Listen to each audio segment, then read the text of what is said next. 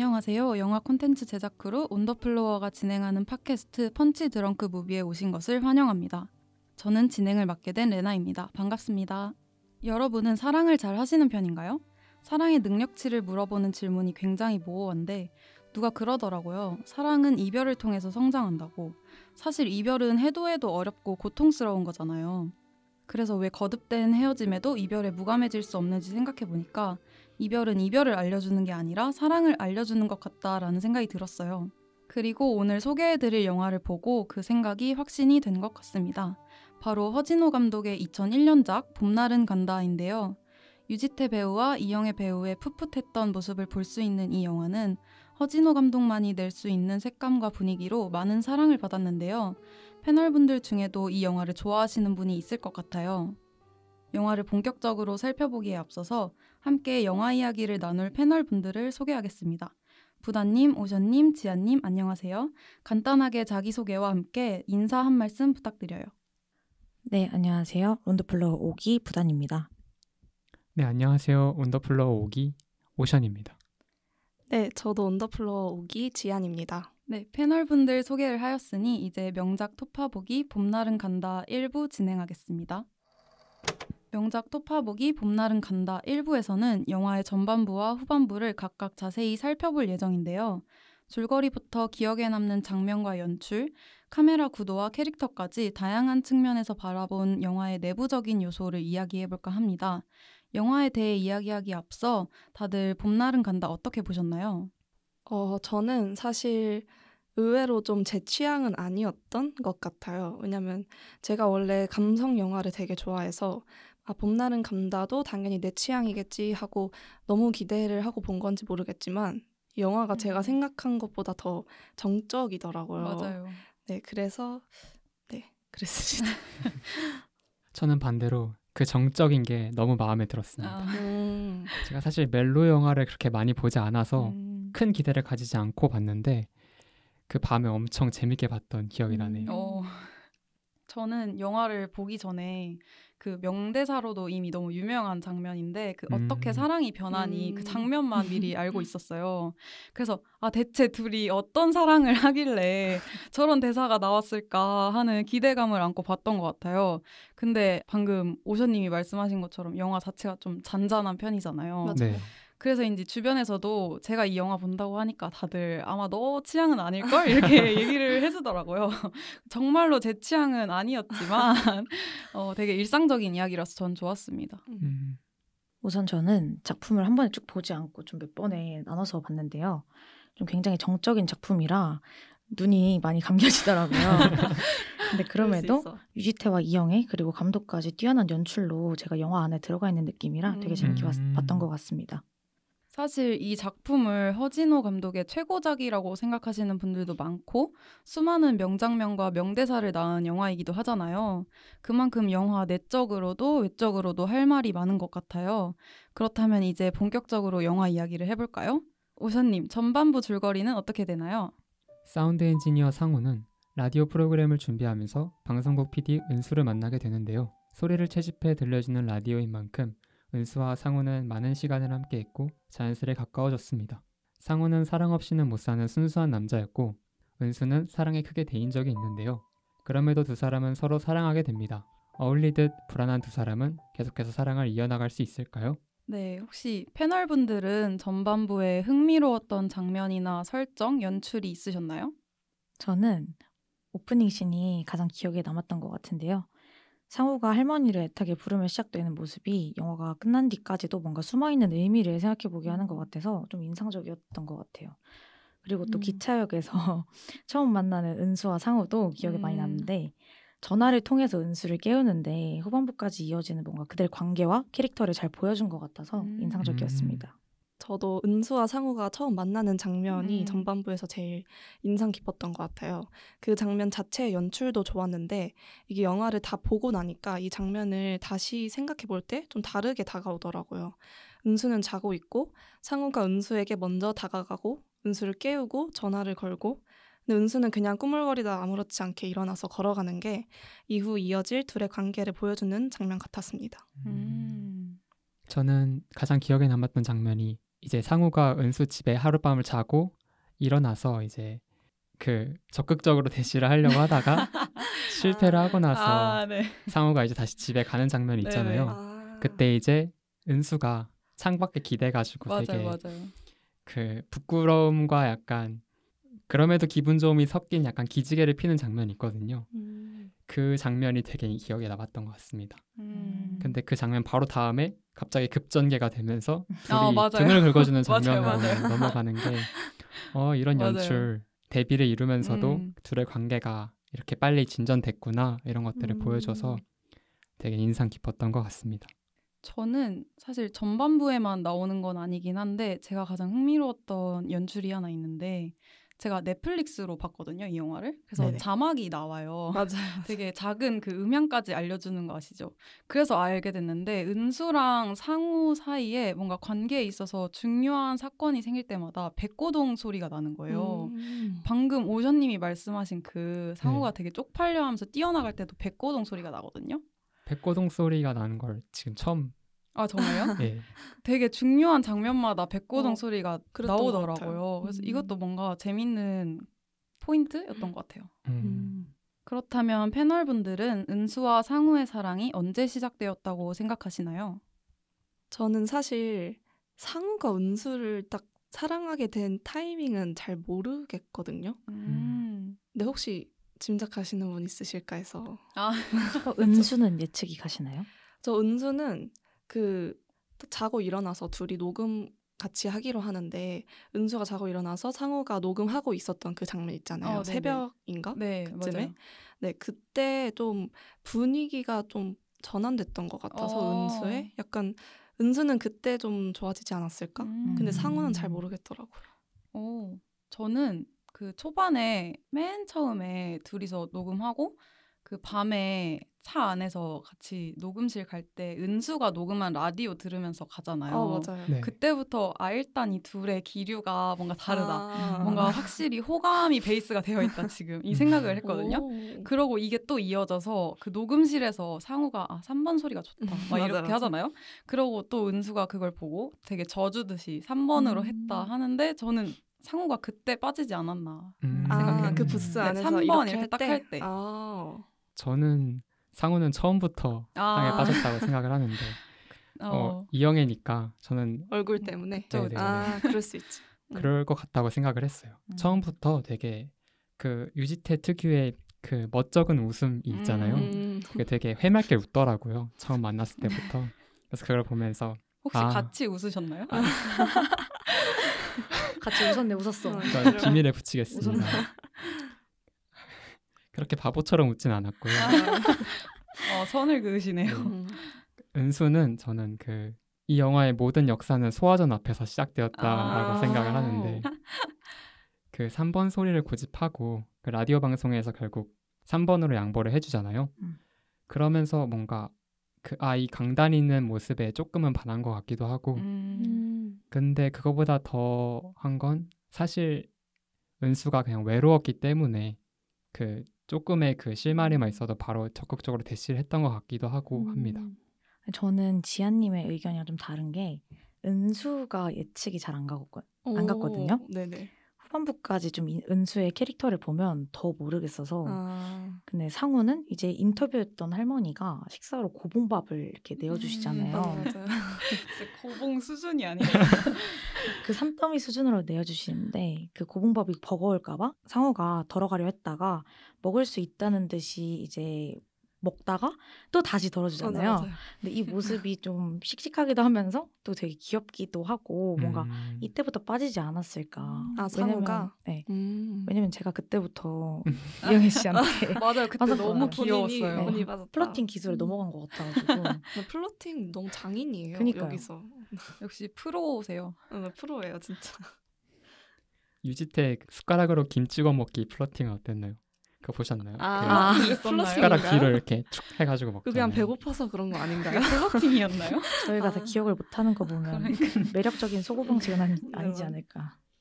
네, 두 사람이 일적으로 처음 만났기 때문에 두 사람의 직업에 대해서도 이야기해보고 싶은데요. 상우는 소리를 수집하는 사람이고 은수는 소리를 내뱉는 사람이잖아요. 극중 두 사람의 직업이 의미하는 게 무엇이라고 생각하시나요? 다르게 얘기하면 뭔가 말이나 소리를 듣는 사람이랑 말하는 사람이라고 생각을 하는데 그 둘의 관계가 딱 그랬던 것 같아요. 뭔가 파도처럼 은수가 많이 밀어붙인다면 상우는 파도를 많이 맞는 포지션이었던 것 같아서 좀 재밌었고, 소리를 내는 사람은 뭔가 소리를 들어줄 수 있는 다른 사람을 또 찾을 수 있지만 그 소리를 들었던 사람은 그의 영향을 받아서 좀 다른 소리를 찾을 수 없게 되는 것도 같아서 재밌었던 것 같습니다.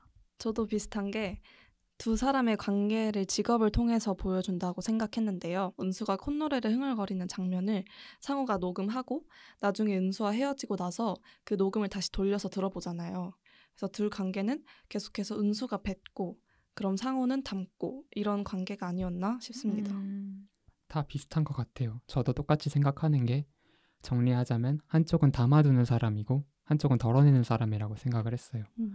은수는 그 삶의 순간순간을 그 현재를 즐기고 그 과거를 그렇게 신경 쓰진 않는다고 생각을 하는데 반면에 상우는 순간 하나하나를 되게 담아두려고 노력하는 사람인 것 같았어요.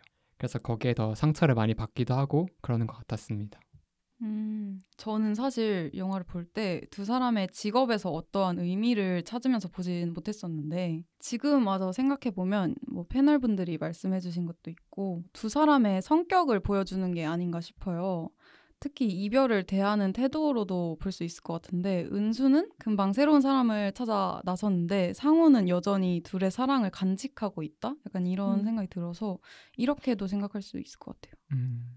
카메라 무빙에 대해서 이야기해봐도 좋을 것 같아요. 극중 카메라는 동적인 움직임보다 정적으로 진행되는 부분이 많은데 이에 대해서는 어떻게 생각하시나요?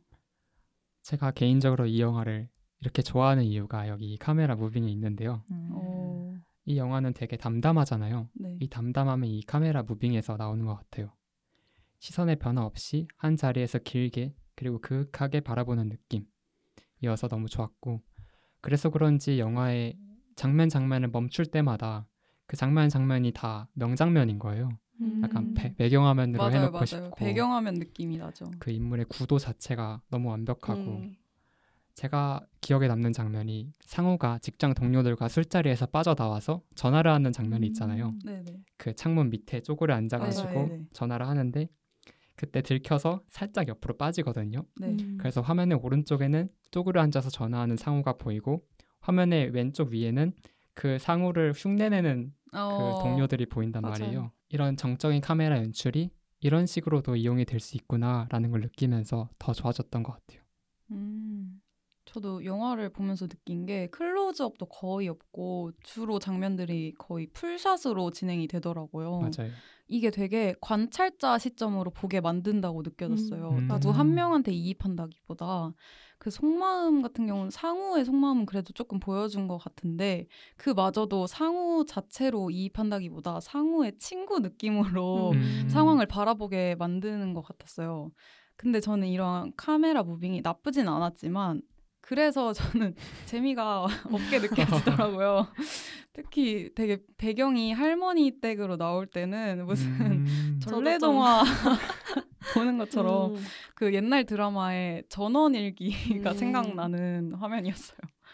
저도 사실 근데 호불호를 떠나서 확실히 일반적인 멜로 영화가 가지는 그런 특징보다는 차별점이 많이 보이는 연출을 썼다 이렇게 생각을 했는데 기억에 남았던 장면이 별건 아닌데 상우가 은수랑 헤어지고 나서 집에서 혼자 밥을 안 먹고 컵라면을 먹는 장면인데 그게 창문 밖에서 상우를 찍고 거기서 상우는 먹고 있고 아버지가 다가오면서 그 컷 안으로 들어오고 소주를 준단 말이에요. 근데 그런 샷이 이유 모르게 좀 기억에 남았던 것 같아요. 그래서 보면서 아 이런 샷도 있구나, 아 이런 연출도 있구나 이런 걸 좀 배웠습니다. 그 구도로 똑같이 한 번 더 나오잖아요. 그 맞아요. 비 올 때 맞아요. 아버지랑 아들이 술잔을 네, 나누는 맞아요. 장면이랑 그 라면 먹는 장면. 맞아. 그래서 이 영화에서 계속해서 같은 카메라 구도인데 장면만 살짝씩 다르게 연출하는 그런 부분도 좋았던 것 같아요. 맞아요. 저는 영화에서 되게 좋았던 부분이 다른 영화들에서는 보통 주연의 표정이나 얼굴을 하나하나 다 뜯어봐도 좋을 정도로 클로즈업이 자주 등장하는데 이 영화에서는 좀 측면이 더 많이 등장했던 것 같아서 맞아요. 그만큼 이영애의 옆태에 자신이 있는 건가 하는 생각도 들었고 뭔가 비슷한 영화 중에 조연철 배우가 주연으로 등장하는 초행이라는 영화가 있어요. 이 영화가 이제 롱테이크인데 되게 카메라 무빙을 하나도 안 쓰면서 그 영화에 내가 뭔가 차에 실리는 사물이 된 것 같은 연출을 되게 많이 보여주는데요. 그래서 그거랑 같은 맥락으로 이 영화도 제가 그들 이야기에 몸소 녹아있는 것 같은 느낌이 많이 들었던 것 같아요. 뭔가 은수 집에 있는 탁상시계가 된 것 마냥 그들의 이야기를 좀 구경하다 간 것 같아서 되게 재밌었습니다. 다음으로 상우는 은수가 전화로 보고 싶다고 하자 자신의 택시기사를 불러 강릉까지 가는데요. 이 장면도 두고두고 회자되는 장면 중 하나인데 다들 이 장면 어떻게 보셨나요? 저는 우선 현실에서 있을 법한 사랑 얘기라고 생각을 많이 했거든요. 네네. 근데 일단 제가 아는 사람은 연인이 보고 싶어가지고 경기도에서 포항까지도 내려갔던 적이 있어요. 아 진짜요? 네, 그래서 낭만적이다. 우와. 둘이 싸워가지고 빨리 내려가야죠. 네. 그럼. 근데 이제 저는 여기서 조금 현실적이지 못하다고 생각을 했던 게 택시기사를 부른 그 행동보다 친구인 택시기사가 한 푼도 받지 않고 나중에 술 한잔 사라는 말만 그쵸, 하고 그쵸. 강릉까지 데려다 준 게 진짜 현실적이지 않다. 그 부분이. 네. 혹시 T세요? 티 완전 티죠. 맞긴 한데 뭔가 택시비가 얼만데 하는 생각이 들면서 음. 그 부분에선 좀 상우가 기존에 쌓았던 인간성을 많이 본 느낌이 많이 들었어요. 봄날은 가도 그런 친구만 있으면 되죠. 그럼요. 그런 그쵸, 친구가 그쵸. 최고죠. 저는 너무 좋았어요. 원래 사랑을 하면 사람이 좀 변한다잖아요. 네. 그래서 이런 순도 200%의 낭만을 보여주는 게 장면도 일단 너무 아름다워서 좋았고 실제로 뭐 그러기 어려워도 영화인데 뭐 어때요? 맞아요. 그래서 너무 이렇게 예쁜 장면을 만들어줘서 좋았고 사실 처음에 그 은수랑 택시가 스쳐 지나가잖아요. 네. 그때 설마 엇갈리진 않겠지? 약간 이런 긴장감이 있었는데 둘이 만나서 이렇게 껴안을 때 그 쾌감이 장난 아니었던 것 같습니다. 저도 되게 좋았던 게 제가 은수보다는 상우의 쪽을 지지하면서 약간 영화를 봤었는데요. 그러니까 저도 낭만적인 사랑이나 영화 같은 사랑에 대한 로망이 엄청 크거든요, 아직도. 그래서 취해서 그 먼 거리를 새벽에 달려가는 장면이 청춘의 사랑 그 자체를 보여주지 않나 싶었습니다. 그리고 그냥 그 샷이 너무 예뻐요. 그냥 배경이든 맞아요. 그 새벽에 오묘한 공기랑 바람 부는 거랑 그런 게 다 느껴져서 영화 보기 전부터 이 장면 캡처를 보고 되게 좋아했던 기억이 납니다. 저도 이 말들을 전부 동의하고요. 저는 그 바다 장면보다 바다 장면 이전에 친구랑 이야기하는 장면이 좀 인상이 깊었는데 그 처음에는 택시한테 강릉까지 가달라고 하는 무슨 말도 안 되는 사람이지 하면서 약간 진상 손님인 줄 알았는데 사실은 친구였고 그쵸. 그리고 친구의 눈을 보면서 얘가 진심이구나 하면서 둘이 일기투합해서 강릉까지 가는 그 모습이 저는 오히려 그 뒤의 장면보다 그 장면이 더 기억에 남았던 것 같아요. 이런 친구, 이런 낭만을 함께 해주는 친구가 있어서 좋겠다라는 생각도 했습니다. 네, 누구는 우정에 중점을 두고 보고 누구는 사랑에 중점을 두고 봤네요. 그리고 마을 박물관에 간 장면에서 은수가 상우에게 장난을 치다가 은수가 먼저 화면에서 사라진 후에 상우도 사라지고 다시 은수가 반대편에 있는 상우에게로 가잖아요. 이 장면은 혹시 어떻게 보셨나요? 저는 저 장면을 볼 때 당연히 상우가 따라갈 줄 알았는데 아니더라고요. 그리고 은수가 따라가잖아요. 그래서 그 결말까지 보니까 이게 복선이었나? 약간 이런 생각도 들고 그리고 저는 개인적으로 영화를 보면서 은수도 상우를 사랑했다라고 생각을 했거든요. 그걸 보여주는 장면들이 꽤 있었다고 생각하는데 그중 한 장면인 것 같아요. 이게 무조건 갑과 을의 관계처럼 보일 수 있는데 둘의 사랑의 감정이 상우만 사랑했던 관계는 아니라 뭐 이런 걸 보여주지 않았나 싶습니다. 저는 그 복선이란 말에 어느 정도 동의를 하는데 만약 그게 복선이라면 이 영화가 끝나고 난 이후에 은수가 다시 상우에게로 달려가는 장면이 있을까 생각이 들었어요. 보면서요? 이 영화의 마지막은 상우가 은수를 돌아보지 않고 떠나잖아요. 네네. 근데 이 박물관의 장면에서는 마지막에 은수가 다시 상우에게로 뛰어가는 장면이 나오잖아요. 네. 그럼 이 영화의 결말 이후에 다시 은수가 상우한테 뛰어가는 장면이 나올까? 다시 돌아오는 장면이 나올까 싶었습니다. 저는 은수가 결국에 마지막에 좀 시간이 지나고 다시 상우를 찾아가잖아요. 네. 그걸 의미한다 생각했어요. 네, 아. 저도 그래서 네, 저도 그렇게 생각했어요. 그런가요? 네. 제가 이 장면 연출이 진짜 인상 깊었던 연출 중에 하나인데 제가 또 약간 전공병이 있어가지고 이런 걸 볼 때 뭔가 화면을 볼 때마다 그 의도를 생각하게 된단 말이에요. 근데 처음에 은수가 화면 밖으로 사라지고 그래서 아 상우가 따라가려나? 약간 이 생각을 했었는데 상우도 오히려 반대편 화면으로 나가는 거예요. 그러니까요. 그래서 아 둘의 사랑은 이루어지지 않겠구나 이런 의미 해석을 혼자 하고 있었는데 마지막에 은수가 이제 다시 돌아가는 걸 보고 이거 무조건 복선이다 이렇게 생각했었죠. 맞은 거네요. 그쵸. 복선이. 네, 되게 짜릿했어요. 그리고 둘이 나갈 때도 되게 성격을 보여주듯이 나가는 거 아세요?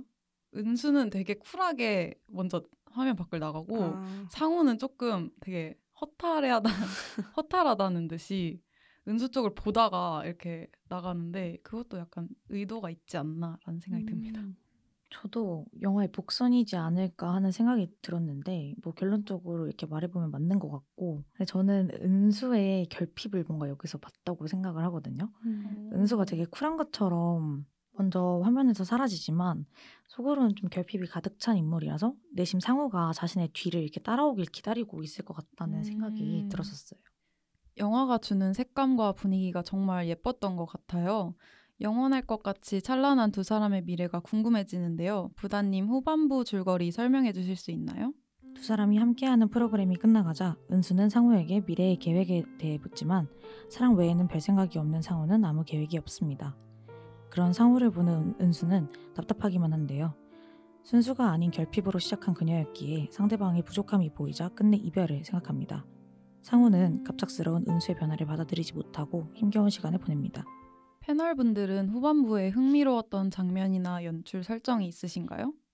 저는 은수랑 상우가 잠깐 헤어진 뒤에 은수가 상우의 짐을 싸서 나가라고 했던 뒤에 은수가 다시 녹음실에 찾아온 장면이 인상이 깊었어요. 맞아요. 그때 정말 아무것도 아니었던 것처럼 아무 일도 아니었던 것처럼 은수가 상우를 다시 바라보고 은수가 상우의 손을 잡아서 골목으로 끌고 가서 둘이 키스를 하고 다시 집으로 갔다가 근데 그 자리에서 또다시 이별 통보를 하잖아요. 맞아요. 그래서 저는 이 장면에서 은수가 사랑을 어떻게 생각하는지 그리고 상우가 사랑을 어떻게 생각하는지를 집약적으로 보여줬다고 생각을 해요. 은수는 그저 자기가 결핍이 있을 때 상우를 통해서 그것을 채우고 그것이 채워지면 상우가 필요 없어지는 그런 인스턴트 같은 사랑을 했던 것 같고 상우는 반면에 계속해서 담아두려고 하는 은수를 담아두려고 하지만 잘 안 되는 그런 안타까움을 여기서 볼 수 있었습니다. 저는 은수의 사랑이 인스턴트 같은 사랑은 맞다고 보지만 약간 생각이 다르긴 한데 네네. 그거는 좀 이따 얘기하고 이렇게 토크 밀당을 대립구도를 후반부에 제가 좀 흥미로웠던 장면은 네네. 그 상우가 은수한테 처음으로 화내는 장면 있잖아요. 내가 네 라면이야? 이렇게 네네네. 하는 그 장면이 그 대사를 보면서 저였어도 어이가 없었을 것 같아서 공감이 갔는데 상우가 은근히 성격이 있구나. 약간 이런 거를 보여주는 장면 중 하나였다고 생각해요. 그래서 초반에 소리 정할 때도 3번 소리가 좋다고 맞아요. 계속 얘기하고 그래서 3번으로 결정하잖아요. 그리고 이 장면에서도 화가 났으니까 자신의 화를 보여주고 마지막에 차 긁고 가는 거나 뭐 일을 갑자기 그만둬버리는 그런 단호한 모습이 원래 상우의 성격에 대해서 알 수 있는데 계속 찾아가고 이렇게 사랑할 때는 바보가 되는 게 사랑이 사람을 바꾼다? 약간 이런 생각을 좀 했던 것 같아요. 저는 은수가 음악평론가를 처음 만났던 장면이 기억에 남는데 그때 녹음실 안에서 둘이 있는데 은수가 막 장난을 치면서 엄청 웃잖아요. 근데 저는 그 장면을 보면서 진짜 하나도 안 웃긴데 왜 웃지? 그때부터 약간 그 불안함이 있었던 것 같아요. 그랬는데 이제 그 뒤에 또 은수가 음악평론가한테 소화기 사용법 아냐고 했을 때 이제 끝났구나 싶었습니다.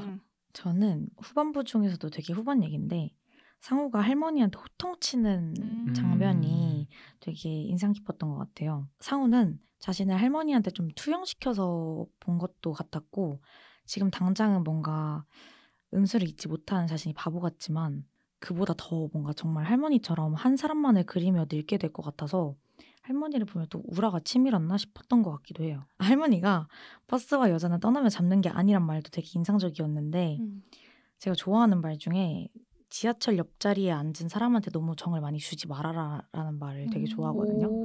근데 그 말이 좀 이 장면에 와닿았던 게 아닌가. 무슨 의미죠? 지하철 옆 사람한테. 그러니까 어차피 떠난다. 네. 이 뜻 아닐까요? 잠깐 스쳐 지나가는 인연에 너무 정을 주지 말아라 이런 얘기인데 내 인생의 지하철 옆자리에 앉듯이 그저 잠깐 앉았던 사람에게 마음을 다 줘버린 상우의 마음을 좀 헤아려 주는 듯 했어요. 이 말이.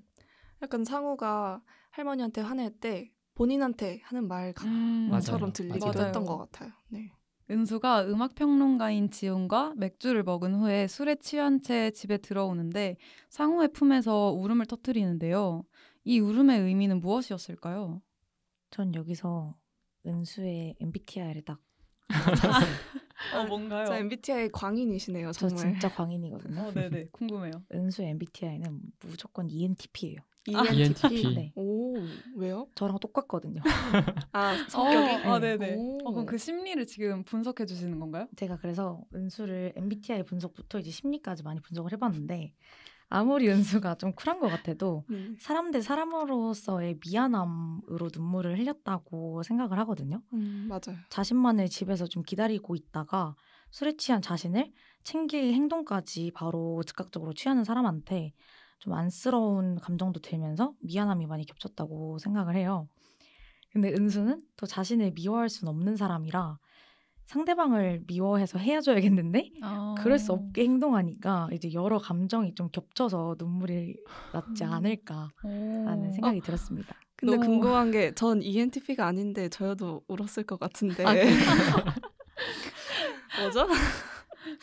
근데 저도 미안해서 운 거라고 해석하기는 했어요. 그러니까 저는 은수를 지독한 회피형 인간으로 생각을 했거든요.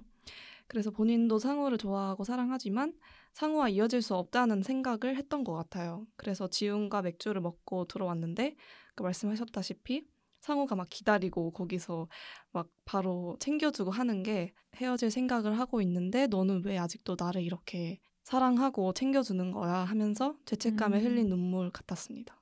저는 그 죄책감에 대해서도 동의하는데 또 다른 의미도 있다고 생각을 하는데요. 은수가 결혼을 이미 한 번 했잖아요. 그리고 이제 그 결혼 생활에 맞지 않아서 이혼을 했고 근데 저는 이렇게 정착하지 못하는 자신에 대한 이런 자조 섞인 울음도 있었다고 생각을 해요.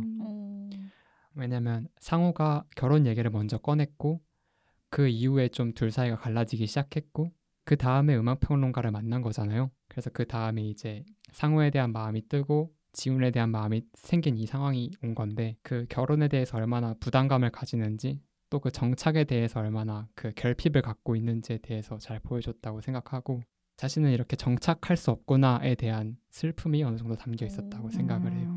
분석 잘하셨네요. 감사합니다. 전 사실 이 장면이 조금 어려웠는데 저는 패널분들과 아예 다른 해석을 했어요. 오, 뭐죠? 저는 은수가 뭔가 복잡함과 답답함 때문에 울었다고 생각을 했거든요. 왜냐면 지금 상황이 어쨌든 은수는 상우에게 결혼과 관련된 이야기로 부담감을 느끼고 있었고 그때 다른 남자랑 맥주를 먹고 온 거잖아요.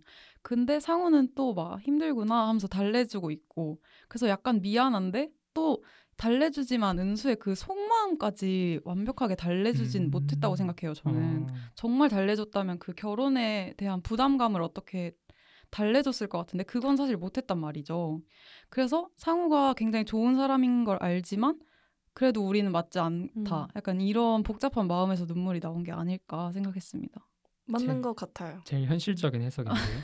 그래요? 네. 그러니까 저희가 말한 걸 다 좀 포함한 그쵸. 그런 해석인 것 같아서. 네. 은수는 결국 상우에게 이별을 말하잖아요. 패널분들은 은수가 언제 마음이 떴다고 생각하세요? 저는 그 상우가 아까 지아님이 말씀하셨던 장면인데 상우가 은수한테 내가 라면으로 보여? 하면서 화를 내잖아요.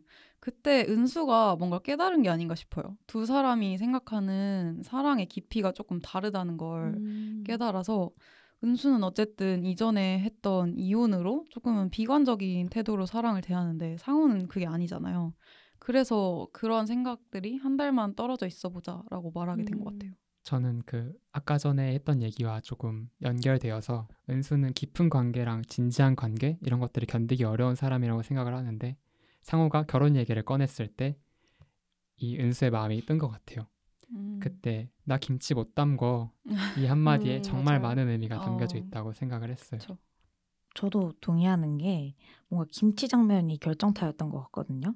근데 이 이별 장면도 중요하지만 좀 전반적으로 보자면 은수가 상우한테 향한 뭐 첫 번째 마음은 호기심이었다고 생각을 해요. 그 다음엔 이제 안정감이 든다고 생각을 하는데 원래 은수같이 모험을 좋아하고 좀 속도감을 좋아하는 캐릭터는 안정감을 갈구하지만 뭔가 안정감을 얻으면 되게 질리기 쉽거든요. 그래서 함께 집에서 라면 먹는 날들이 많아질수록 같은 환경에 대해서 되게 실증이 났을 것 같고 또 통제되는 것을 좋아하지 않고 현실을 즐기는 성격인 것 같아서 김치와 함께 결혼 얘기가 나왔을 때 딱 결정타지 않았나 싶습니다. 저도 그 김치 장면이라고 생각을 했는데요. 그 전에 앞으로 뭐 할 거냐는 질문을 은수가 한 적이 있잖아요.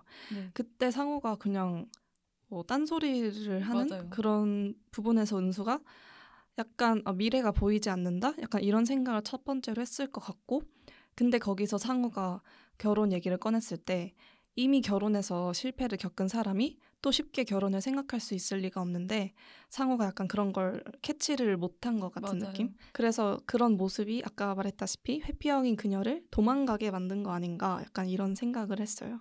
그렇다면 패널분들은 헤어진 연인이 상우처럼 행동한다면 어떨 것 같으세요? 겪어본 적이 없어서 모르겠는데요. 근데 현실적으로 제가 마음이 다 떠서 헤어지자고 했는데 막 찾아오고 집에 문 따고 들어오고 이러면 무서울 것 같기는 해요. 맞아요. 근데 영화로만 보면 상우 입장에서는 할 수 있을 때 최대한으로 뭐 매달려 보는 것도 그때만 할 수 있는 거니까 인간적이게 보이는 것 같기도 합니다. 저도 진짜 공감한 게 저 사실 상우가 은수네 집 막 문 따고 들어가려 네. 하고 막 은수가 차 타고 가는데 쫓아가고 이럴 때 아니 이렇게까지 한다고? 너무 무서웠어요 솔직히. 그 여행 가는 거 네, 따라가잖아요. 그거 따라갔을 때 진짜 아니 진짜 이렇게까지 한다고? 이러면서 이거 스토킹 아닌가? 이러면서 저는 헤어진 사람이 저러면 너무 무서울 것 같아요. 저 보고만 가면 좋은데 제 차에다가 그렇게 그게 진짜 열쇠로 그렇게 한다고? 그 찌질. 부분은 조금 선은 넘지 않았나. 아, 근데 뭐 집에 들어오는 것도 조금은 싫을 것 같아요. 전 근데 차라리 차만 긁었으면 괜찮았을 것 같아요. 쫓아오는 게 더 무서워요. 따라오지 말고 네. 뭐 주차되어 있는 차를 네네네. 그게 나을 것 같긴 하네요. 근데 저는 제 헤어진 연인이 상우처럼 행동한다면 그래도 어느 정도는 좀 받아줄 것 같다고 생각을 했거든요. 왜냐면 함께 뭔가 감정을 공유했고 나 혼자만 감정이 끝났다고 관계가 끝나는 게 아니니까 최대한 감정이 정리될 때까지 뭔가 전화도 3번에 한 번쯤은 받아줄 수 있지 않나. 그리고 차에 스크래치는 안 될 것 같고 돈이 나가는 거니까. 그리고 좀 묵념의 시간을 좀 가지게 그 친구도 가지게 좀 시간을 많이 줄 것 같은데. 묵념의 시간이요? 네. 그 친구가 잘 정리할 수 있게 그런 시간을 많이 줄 것 같은데 뭐 말같이 되지만은 않는 게 현실 아니겠어요? 그쵸. 영화의 제목으로 알 수 있듯이 계절이 시사하는 바가 큰 것 같아요. 계절의 흐름에 따라 관계의 모양도 바뀌는 것 같은데 이에 대해서 어떻게 생각하시나요? 저는 상우와 은수가 겨울은 함께 나면서 같은 감정과 모양을 그렸다면 좀 봄을 거치면서 매 계절을 좀 그리고자 하는 방향이 다른 거를 인지했다고 생각을 해요. 그래서 여름에 이제 이별을 맞았고 제가 봤을 때 그들은 뭔가 시절 인연이었던 것 같아요. 그래서 하나의 계절을 좀 함께 거치기엔 충분하지만 매 계절을 같이 함께할 인연은 아닌 그런 시절 인연이었다는 생각이 듭니다. 저는 이 영화 제목을 진짜 잘 지었다고 생각을 했는데요.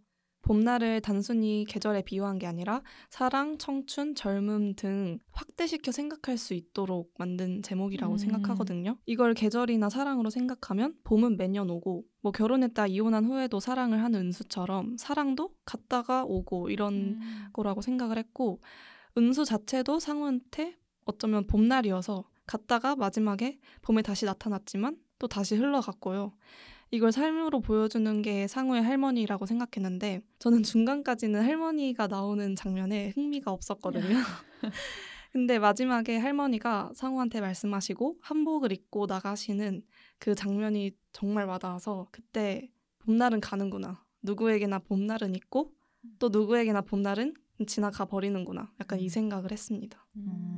저도 지아님이랑 진짜 공감하는 게 저도 영화 제목이 또 특히 현재형이라는 게 제일 인상 깊었어요. 봄날은 갔다가 아니라 봄날은 오. 간다잖아요. 맞아요. 네. 그러니까 계절이 흐르는 것처럼 결국 봄날은 간다 이런 이야기를 하는 것 같아서 좋았고 그렇다고 또 봄날이 간다고 해서 끝이 아니잖아요. 뭐 그쵸, 더 그쵸. 뜨거운 여름이 오기도 하고 오. 가을이나 겨울이 왔다가 또 다시 봄으로 돌아오는 거니까 이렇게 계절에 비유하는 게 전 되게 좋은 비유인 것 같아요. 비유뿐만 아니라 실제로 계절적인 배경도 잘 보여줬다고 생각을 하는데요. 이별을 했을 때는 약간 푸릇푸릇한 초여름이었던 것 같고 그 이후에 비 오는 장면, 그리고 눈 오는 장면, 그리고 다시 꽃이 피는 장면을 보여주고 마지막에 할머니한테 위로받았을 때 그 장면은 다시 봄이 찾아온 장면이거든요. 이런 식으로 시간의 흐름을 시각적으로도 이 계절로도 잘 보여줬다. 그리고 다시 은수를 만났을 때는 벚꽃이 만개했을 때 다시 만나잖아요. 네. 맞아요. 그런 식으로 시간적인 배경을 되게 계절로 잘 표현한 영화다라고 생각을 했습니다. 은수는 상우에게 이별을 말한 뒤에 시간이 지나고 상우를 다시 붙잡기 위해 그를 찾아가는데요. 은수가 상우를 잊지 못한 이유는 무엇일까요? 그를 찾아간 이유가 진짜 사랑일까요? 제가 아까 그 오션님 말씀하신 은수의 사랑에 대해서 여기서 말을 해보려고 하는데요. 네네네. 그러니까 저도 은수의 사랑과 상우의 사랑은 달랐다라고 생각하지만 은수가 단지 상우를 자기 필요할 때만 쓰다가 내다 버렸다고는 생각하지 않았어요. 왜냐하면 그 인상 깊었던 장면 중에 하나가 은수가 계속 핸드폰을 폈다 덮었다 하면서 뭔가를 기다리고 있는 것 맞아요. 같은 맞아요. 행동을 하는데 막상 전화가 오니까 바로 봤는데 말을 엄청 차갑게 하는 맞아요, 장면이 맞아요. 있잖아요.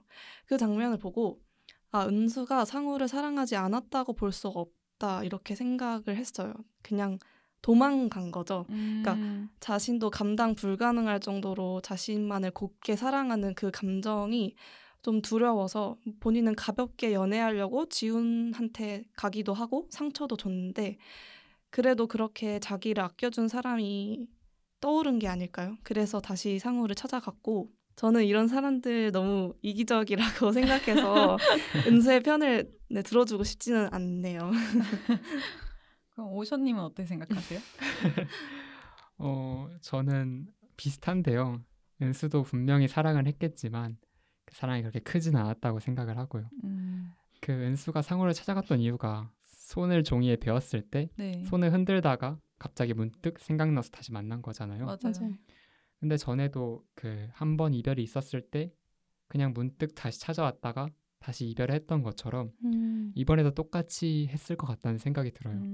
상우를 잠깐만 만났다가 결국 다시 자기의 결핍이 채워지고 나면 다시 보냈을 것 같다라는 생각이 들어서 은수의 입장에서는 진짜 사랑일 수 있겠는데 은수의 사랑은 상우의 사랑과는 다르게 조금 가벼운 사랑이다 정도로 정리해 볼 수 있을 것 같아요. 저도 공감이 가는 게 은수가 사랑을 했다고 생각하거든요. 안 했다고 생각은 안 하는데 근데 다시 찾아간 이유가 사랑이라고 보지는 않는 것 같아요. 저는 사랑보다는 뭔가 그리움이나 호기심이라고 생각했어요. 은수가 그러니까 자기도 모르게 습관처럼 그 상우가 알려준 대로 손을 위로 흔들다가 약간 맞다. 나한테 이거 알려준 그렇게 순수하게 날 사랑해준 남자가 있었는데 맞아, 약간 맞아. 이런 생각을 하고 생각나서 찾아가는 느낌? 그래서 뭔가 진심으로 막 찾아가서 붙잡는 느낌은 아니었어요. 저도 뭔가 은수가 상우를 다시 찾아가서 상우가 받아줬다고 한들 둘이 뭐 결혼을 했거나 그런 식으로 이어지진 않았을 것 같긴 맞아요. 해요. 저는 진짜 사랑이란 게 모호하지만 순수성을 따진다면 은수는 처음부터 진짜 사랑이 아니었던 것 같다고 생각하는데요. 결핍으로 시작해서 다시 한번 새로움을 갈구할 때 그와의 이별을 떠올렸다고 생각해요. 그리고 같은 맥락에서 지훈과의 관계도 불안정해지고 실증이 나자 이전에 순수한 사랑을 했던 상우를 다시 찾아온 게 아닐까 싶습니다. 원래 마지막 이별씬은 은수가 앞을 보고 상우가 뒤를 보는 설정이었다고 하는데요.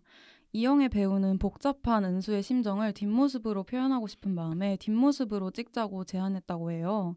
은수는 걸어가면서 무슨 생각을 했을까요? 저는 오히려 복잡한 심정인가라고 생각을 했던 게 물론 배우분이 저보다 더 많이 분석을 하셨겠지만 네네. 뭔가 제가 봤을 때 은수가 뒤에 걸어가면서 뭔가 혼자 중얼중얼 됐을 것 같아요. 네? 아 진짜 개 늦었다 이러고 뭔가 이런 생각을 했을 것 같거든요. 낭만을 다 깨시면 어떡해요, 그렇게. 아니 죄송해요. 근데 어. 뭔가 저는 그렇게 느꼈고 사실 은수는 진짜 후회가 돼서 상우를 찾아간 게 아니라 할머니가 아직 정정하신지를 먼저 여쭙지 않고 다짜고짜 맞아요. 사귈 때도 챙기지 않던 화분에 들이민 것도 그쵸. 뭔가 진정으로 잘해주고 싶은 마음이 남아서가 아니라 이 정도 했으니 넌 나한테 다시 오겠지? 뭔가 이런 기대를 하고 갔던 게 아닐까 싶어요. 근데 이게 진짜 나쁜 마음인데 뭔가 은수라면 반성할 생각 없이 아 망했네? 이러고 생각하고 말았을 것 같아요.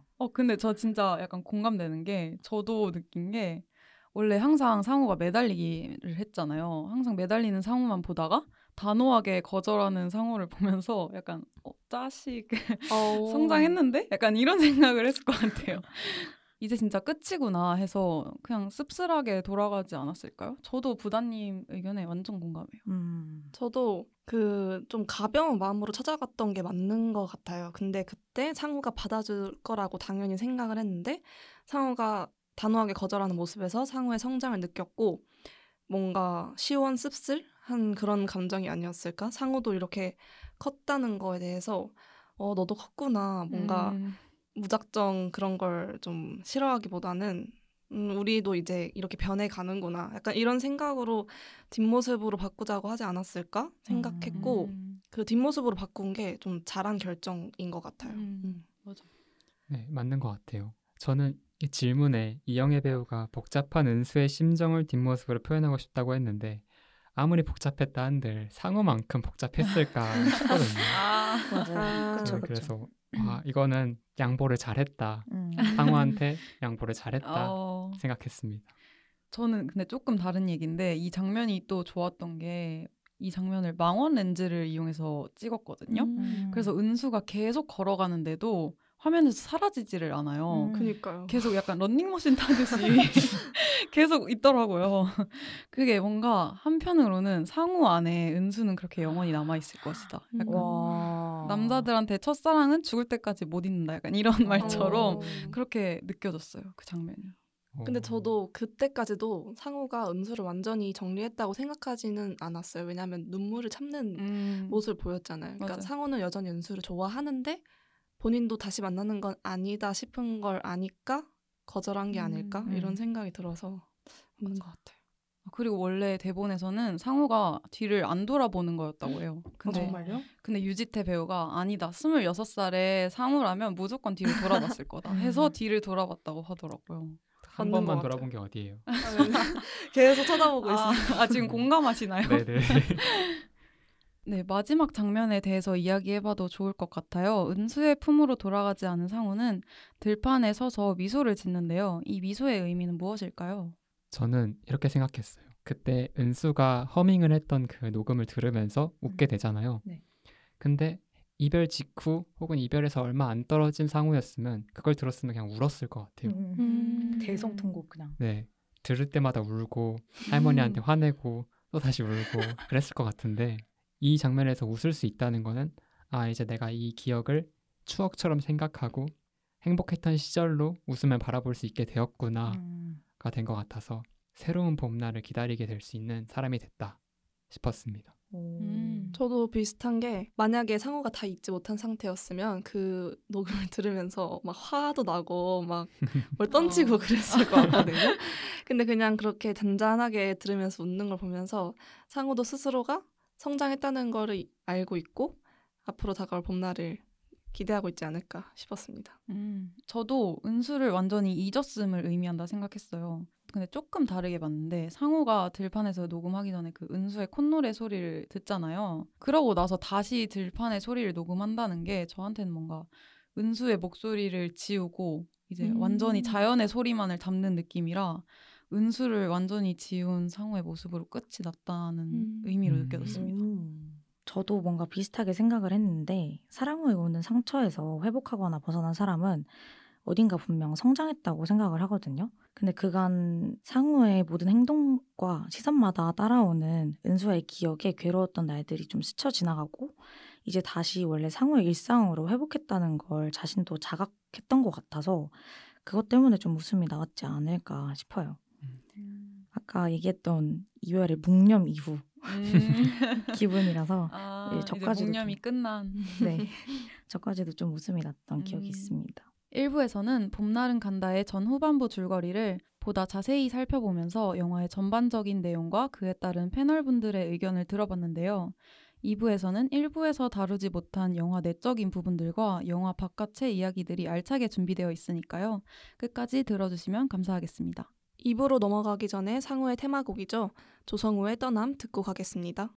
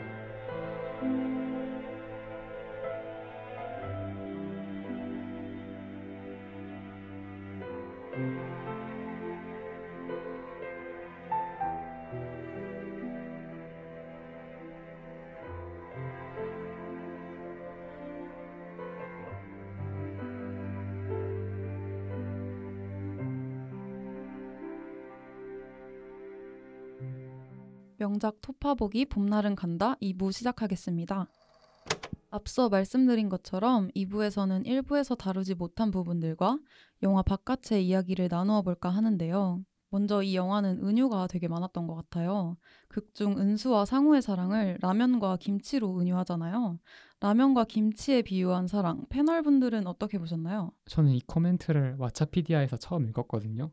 그때 음. 진짜 헉 했던 기억이 나요. 음. 이렇게나 영화를 너무 잘 표현한 것 같았어요.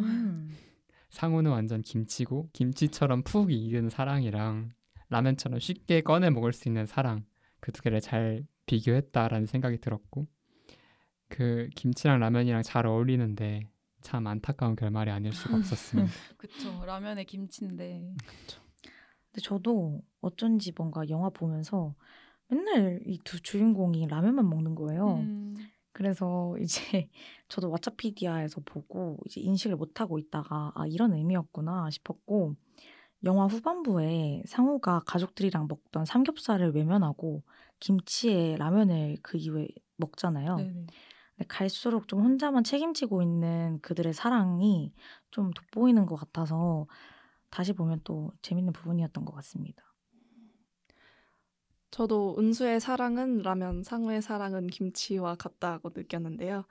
그 김치와 라면이 정말 잘 어울리지만 라면은 먹다 보면 인스턴트 음식이라 물리잖아요. 그래서 그런 서로의 사랑의 깊이에 대해 표현한 것 같았고, 그 저도 어디서 봤는데 둘이 처음에 같이 밥을 먹잖아요. 그러니까 네네. 그때는 같이 밥을 먹는데 그 이후로는 계속 맞아요. 라면을 먹는 장면을 보여줌으로써 약간 둘의 사랑의 결말이나 둘의 사랑의 깊이 이런 걸 좀 표현했다고 생각했습니다.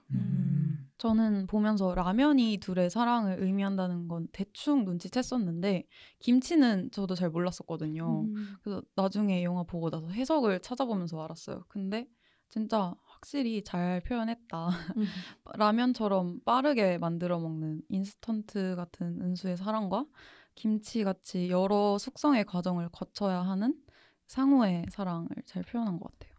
그 은수가 자기는 김치 담글 줄 모른다 그러잖아요. 네. 약간 그것도 좀 의도가 있는 것 같아요. 봄날은 간다는 굉장히 유명하고 많은 명대사가 나온 영화였는데요. 명대사 이야기도 안 할 수가 없죠. 혹시 패널분들은 기억에 남는 명대사가 어떤 게 있으신가요? 저는 너무 유명하지만 어떻게 사랑이 변하니 이게 그쵸. 정말 기억에 남았는데, 네. 사실 저는 보면서 당연히 사랑이 변하지 이렇게 생각을 하면서 좀 이렇게 냉소적으로 봤던 것 같지만, 제가 저 입장이었으면 나도 저렇게 말했으려나? 나도 뭔가 진짜 사랑하는 사람을 만났을 때 그 사람이 변한다면 저렇게 생각하겠다 이런 생각이 들어서 상호가 안쓰럽기도 하고 공감도 갔던 대사였던 것 같아요.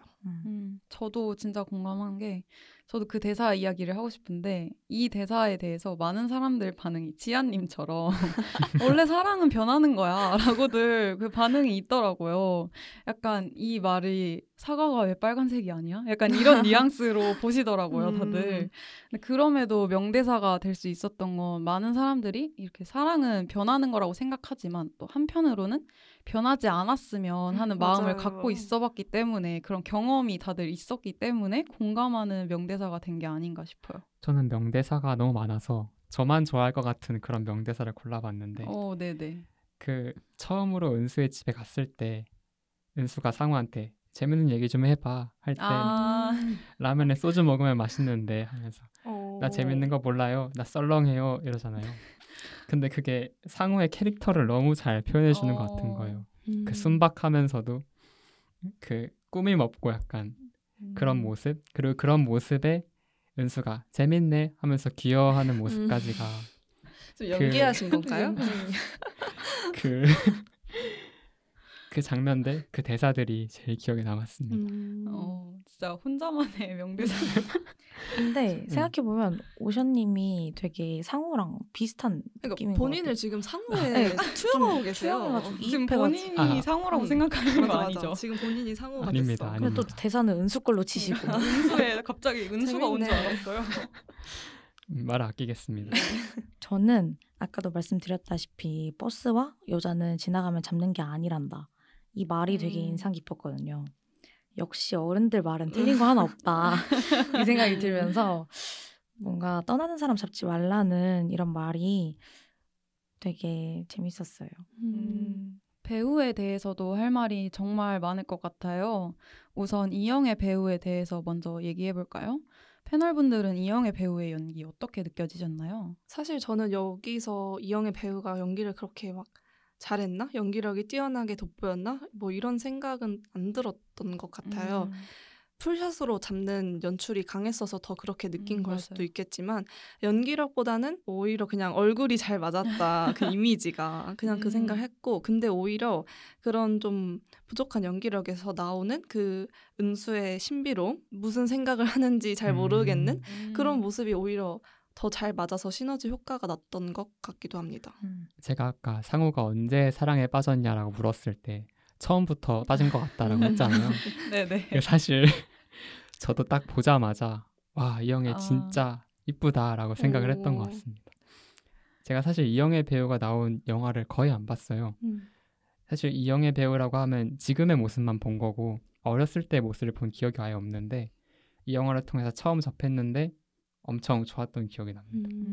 연기 부분도 되게 훌륭했다고 생각을 하는 게 순수한 이미지이면서도 그 순수한 이미지를 유지한 채로 이렇게 어쩌면 나쁜 모습까지도 보여줄 수 있다는 게 되게 신선했던 것 같아요. 저도 뭔가 이영애 배우의 주체적인 연기가 좀 캐릭터랑 잘 맞아 떨어졌다고 생각을 하는데요. 근데 사실 라이트하게 얘기하자면 많이 생각을 못한 게 너무 예쁘시더라고요. 지금도 되게 아름다우시지만 리즈 시절을 보면서 그 풍경과 미모가 너무 눈에 띄게 예뻐서 놀랐습니다. 저도 몰랐는데 제가 이영애 배우의 연기를 이번에 처음 봤더라고요. 근데 되게 담백하게 던지는 대사 톤도 좋고 그 약간은 어디로 튈지 모르겠는 그 엉뚱함과 또 한편으로는 약간 버석한 느낌의 그 은수를 되게 잘 살린 것 같아서 너무 좋았던 것 같습니다. 그렇다면 유지태 배우는 어떻게 보셨나요? 저는 아까 오션님이 하신 이영애 지금 모습만 안다고 했던 것처럼 저는 유지태를 좀 지금의 모습 그리고 약간 범죄 영화 같은 데 많이 나오는 그런 모습으로 더 알고 있었는데 여기서 처음으로 이렇게 순박한 모습을 봤거든요. 근데 되게 멋있으시더라고요. 키도 크고 덩치도 있고 하셔서 뭔가 훈훈하고 멋있는데 약간의 찌질함 보이는 그런 20대를 잘 표현한 것 같아서 이런 때도 있었구나 이런 생각을 좀 했습니다. 저도 진짜 공감 가는 게 저도 유지태 배우가 나오는 작품을 몇몇 개 봤었는데 그렇게 인상 깊었던 적은 없었던 것 같아요. 근데 이번에 진짜 너무 좋아서 진짜 너무너무 좋아서 제 이상형이에요. 갑자기요? 네, 진짜로. 진짜로. 그 다정한 목소리도 너무 좋고 옷도 너무 잘 입었었고 그래요? 그 핏이 되게 좋더라고요. 핏이 다 했죠. 핏이 물론 핏이 너무 좋고 음. 저한테는 이 영화가 정말 그냥 유지태 세 글자로 끝났다. 그러면 이상형에 지금 추가되신 건가요? 이 영화를 보고? 네네네. 오. 추가됐어요. 근데 레나님 이상형 리스트에 한 1000명 있지 않나요? 네? 아니에요. 999번째예요. 아니에요. 세 번째예요. 아, 잘못 알고 계신 것 같은데. 죄송합니다. 저는 일단 유지태 배우는 아까 지아님이 말씀하셨던 거랑 같이 드라마에서 많이 봤거든요. 뭔가 늘 범죄를 설계하는 그런 스마트한 역할로 많이 뵀었는데 뭔가 터프함은 그대로 가져가면서 애처로운 이 눈꼬리가 진짜 매력적이더라고요. 눈꼬리. 눈꼬리가 눈꼬리까지. 너무 맞아요. 그 매력적이셔가지고. 강아지 같은. 네. 그래서 빠질 것 같다가 빠졌어요. 어. 빠지신 분이 많네요 이번에. 안 빠지셨어요? 어떻게 그럴 수가 있죠? 그냥 멋있다 이 생각했는데요. 그럴 수 있죠. 그럴 수 있죠. 저는 이영애 배우 보느라 조금 바빠가지고 이 남녀의 차이가 있네요. 유지태 배우의 신경을 못 쓴 점이 조금 죄송하고요. 저는 유지태 배우의 매력은 웃는 모습이 진짜 큰 매력이라고 생각을 해요. 정말 순박하게 웃고 뭔가 티 없이 맑게 웃는 느낌이다 해서 좋았고 이건 저만 생각하는지 모르겠는데 혹시 김하온이라고 아시나요? 김하온? 네. 너무 닮지 않았어요 유지태랑? 지금 무슨 소리 하시는 거예요? 하시는 거예요? 전 보면서 계속 그 생각밖에 안 했는데 마이크 꺼주세요. 모르겠어요. 무슨 소리 하시는 거예요? 그런 잡생각을 좀 했습니다. 진짜 이영애만 보셨나 보네요. 진짜. 네, 영화의 메인 OST인 자우림의 봄날은 간다에 대해서도 이야기해보면 좋을 것 같아요. 혹시 이 OST 다들 어떠셨나요? 저는 사실 이 영화를 보기 전에 이 자우림의 노래들을 좋아해서 듣다가 먼저 알고 있었는데요. 이 노래를 저는 굉장히 좋아해서 플레이리스트에 넣어둘 정도로 좋아했습니다. 이 가사가 일단 너무 좋아요. 지나간 청춘을 그리워하고 그러는 가사인데 제가 개인적으로 좋아하는 네네. 가사를 말해보자면 알려주세요. 봄날은 가네 무심히도 꽃잎은 지네 바람에 머물 수 없던 아름다운 사람들 여기가 정말 좋아서 다들 한 번쯤 들어보셨으면 좋겠습니다. 네, 꼭 그 파트를 집중해서 듣도록 하겠습니다. 저는 사실 이 노래를 영화를 보면서 크게 와닿지는 못했던 것 같아요. 사실 음악이 뭐가 있었지 싶을 정도로 그냥 집중을 못했었던 것 같은데 노래만 따로 들어봤을 때 되게 아련한 느낌이더라고요. 되게 슬픔을 극한으로 표현한 듯한 느낌? 그냥 단순한 사랑의 이별을 표현한 것 같은 느낌이 아니었어요. 맞아요. 뭐 하나 맞아요. 잃어버린 듯한 진짜 텅 빈 느낌을 보여주는 것 같았어요. 뭔가 상우랑 은수의 사랑 얘기보다는 이 영화 전체에 나오는 그 할머니 할아버지 맞아요. 그쪽에 좀 더 초점을 둔 맞아요. 노래 그런 것 같은 같았어요. 느낌? 네. 진짜 애절하더라고요. 저는 사실 발라드를 잘 못 듣는 편이어서 전 정적인 영화를 좋아하는 거랑 다르게 이런 노래 부분에서는 좀 정적인 걸 못 듣는 편이었는데 되게 의외네요.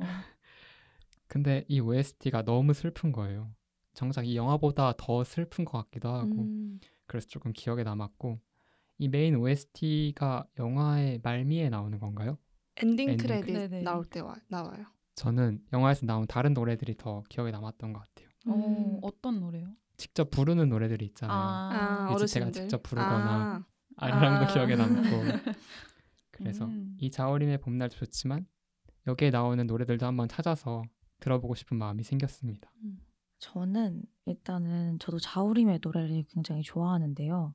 근데 따로 찾아 들어보지는 않을 만큼 영화에 잘 녹아있기도 했지만 저의 취향은 살짝 아니었지 않나 싶습니다. 동의합니다. 유유 슬프네요. 조금 딥하긴 합니다, 감정이. 마지막으로 영화를 보시면서 떠올랐던 영화나 극장을 나오고 생각났던 영화가 있으신가요? 있다면 추천해주세요. 저부터 말하자면 저는 딱 보면서 500일의 썸머라는 영화가 생각이 났는데요. 네. 둘이 완전 한국이고 한쪽은 미국이라 완전 다른 배경이긴 한데 플롯이 되게 비슷해요. 맞아요. 둘 다 순수한 남자가 좀 능숙한 여자를 만나서 사랑하고 상처받는 그런 내용인데 맞아요.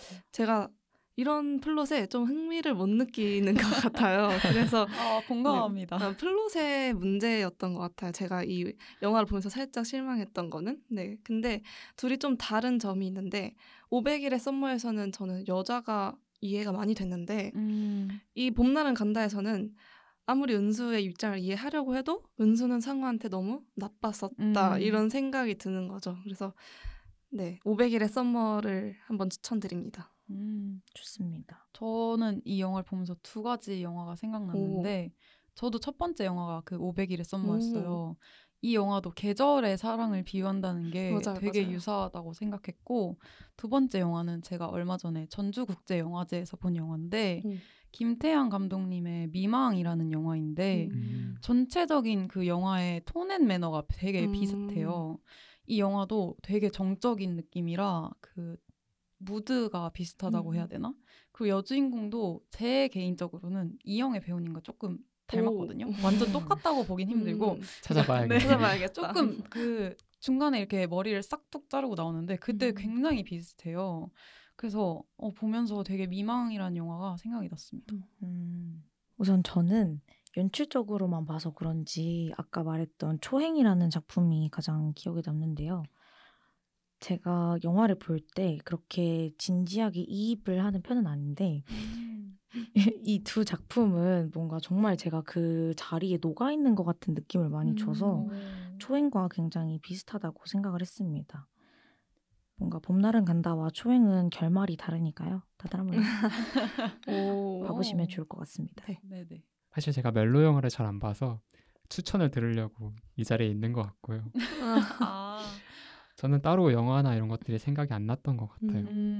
그만큼 제 멜로 지식이 아직 부족하기 때문에 이 기회를 빌미 삼아서 추천해 주신 것들 잘 들어보도록 하겠습니다. 네네, 좋아요. 이렇게 2부에서는 봄날은 간다의 영화에서 가지는 의미와 외적인 요소들까지 이야기하면서 영화를 한 번 더 곱씹어 볼 수 있는 시간을 가졌는데요. 특유의 감성과 분위기가 있는 영화이기도 하면서 정말 현실적인 사랑 이야기를 다뤄서 많은 사람들에게 사랑받는 것 같아요. 그렇다면 이제 최종적으로 영화의 별점을 각자 매겨보도록 하겠습니다. 저희 팟캐스트의 별점 방식 아시죠? 별점이 10점 만점에 5점 이하이면 별로라는 의미에서의 펀치, 그리고 이 영화의 별점이 6점 이상이면 취할 정도로 좋다는 의미의 드렁크로 구분해서 평점을 매길 겁니다. 그럼 지금까지 나눈 이야기들을 종합해서 봄날은 간다를 평가해볼까요? 부다님부터 해주실래요? 네, 우선 저는 드렁크 7점이고요. 제 한 줄 평은 구태여 떠나보내는 봄날이여입니다. 구태여 떠나보내는 봄날이었던 것 같아요. 구태여 떠나보내는. 네. 저는 드렁크인데요. 6점입니다. 간당간당하게 네네. 6점인. 제가 500일의 썸머도 6점을 줬었는데 두 영화가 그만큼 진짜 비슷한 것 같아요. 전반적으로 제 취향은 아니긴 하지만 저의 이 6점은 오로지 유지태 배우의 것입니다. 와, 엄청나네요. 저의 한 줄 평은 봄날이 가도 여름이 곧 오니까 괜찮다. 입니다. 저는 9점 드렁크입니다. 오. 저는 굉장히 재밌게 봤고요. 이거 볼 때 침대에 누워서 밤에 봤는데 정말 막 이 손에 입에 물고 봤던 기억이 있었어요. 정말요? 눈물을 진짜요? 흘리셨나요, 혹시? 저는 초반부가 너무 좋았고 아. 후반부도 좋았는데 초반부가 진짜 좋았던 것 같아요. 이 정적인 연출이 마음을 가져갔습니다. 제 한 줄 평은 그럼에도 봄을 기다린다입니다. 저는 드렁크고요. 7점 주겠습니다. 저도 500일의 썸머랑 이 영화가 비슷하다고 생각을 했지만 그 영화보다 좀 더 제가 좋아하는 분위기였어서 점수를 좀 더 높게 줬고 봄날은 간다를 사랑에만 국한시켜서 표현하지 않았어서 좋았던 것 같아요. 한 인간의 성장에 집중해서 보면 좋을 것 같습니다. 제 한 줄 평은 봄날은 간의 무심히도입니다. 다들 봄이 들어가 있네요. 네. 그러네요. 2부 마무리하기 전에 봄날은 간다의 메인 테마곡 김유나의 봄날을 간다 듣고 넘어가겠습니다.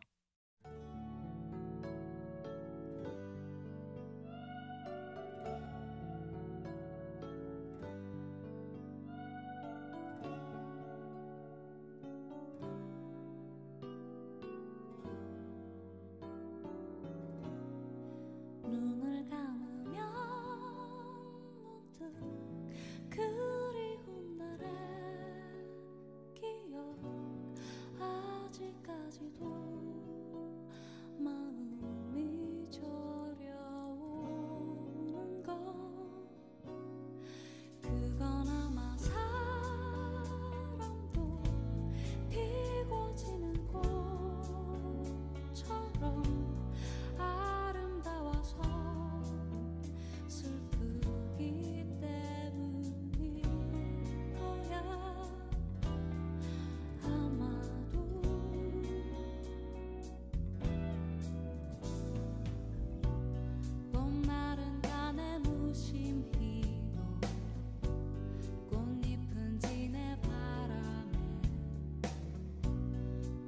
수 없던 아름다운 사람들.